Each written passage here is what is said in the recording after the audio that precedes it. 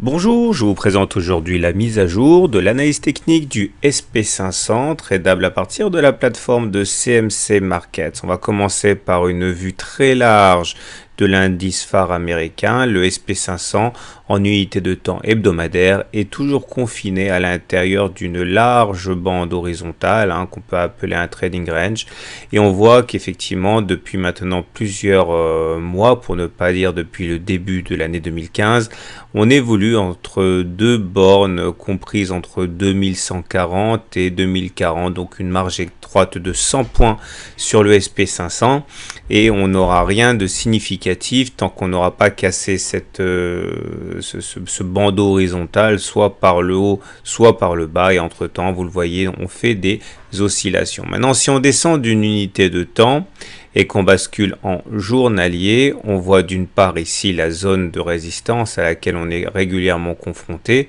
comprise globalement entre 2125 et 2135. On voit également que les différentes attaques ici sont régulièrement contrecarrées. Mais nous avons également sur la partie basse ici une oblique descendante de soutien sur laquelle on a tendance à revenir. Ce qui veut dire que si on remplace le bandeau supérieur par une sorte d'oblique de ligne horizontale, il semble bien qu'on soit en train d'évoluer dans une figure d'élargissement droite descendante. Et la bonne nouvelle, c'est que généralement ce genre de figure se casse par le haut, du moins ça se casse plus souvent par le haut que par le bas.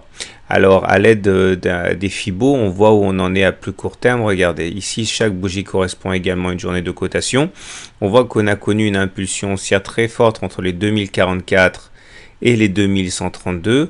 À partir de ce moment, on a été obligé de consolider. On voit bien comme les différents niveaux de retracement de Fibonacci ont bien joué leur rôle, ici sur les 23,6%, sur lesquels on a provisoirement rebondi avant d'aller chercher les 38,2%, les 50, les 61,8 et finalement les 76,4%, niveau terminal sur lequel on a initié le rebond il y a deux séances. Alors on voit ici la belle bougie de démarrage, et on termine avec un élément qui est assez inquiétant, notamment au niveau des indicateurs techniques, puisque vous voyez là un harami baissier. Harami baissier, c'est-à-dire que vous avez d'abord une grande bougie verte et derrière vous avez une bougie rouge comme ça, dont le corps est inclus à l'intérieur du corps de la bougie verte précédente. Alors il ne faut pas lui accorder trop d'importance car la deuxième bougie se situe dans la partie haute de la première bougie, autrement dit il y a quand même une pression haussière qui est importante. Il demeure que c'est un signe d'indécision à défaut d'être un signe de baisse. Alors quand on regarde les indicateurs techniques, on comprend mieux.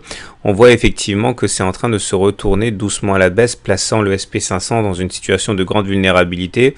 Le MACD d'abord est sous son signal, il est à deux doigts de basculer négatif. Le momentum lui aussi est en train de basculer négatif, et le stochastique, après avoir croisé son signal à la hausse, est en train de redescendre. Autrement dit, une situation quand même assez tendue au niveau des indicateurs techniques. Et le plus simple est encore de se rabattre sur l'horaire pour voir ce qui va se passer à court terme. Tout d'abord, on voit ici le nuage qui a effectivement été cassé à la hausse.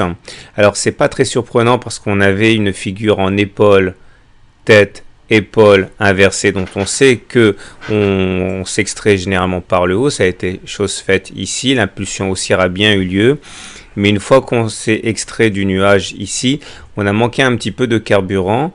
Bon, il est vrai que la grande pesanteur sur les marchés chinois n'ont pas arrangé grand chose, mais en tout cas on se méfie quand même parce qu'on vient de casser la Tenkan. Regardez la Tenkan ici, elle a été cassée il y a deux séances. Or cette Tenkan normalement joue un rôle de support, ça a été le cas ici ou encore là. Le fait que la Tenkan est cassée nous invite à considérer la possibilité d'aller rejoindre à nouveau le nuage. Alors la bonne nouvelle, c'est que le nuage joue un rôle de support à la baisse.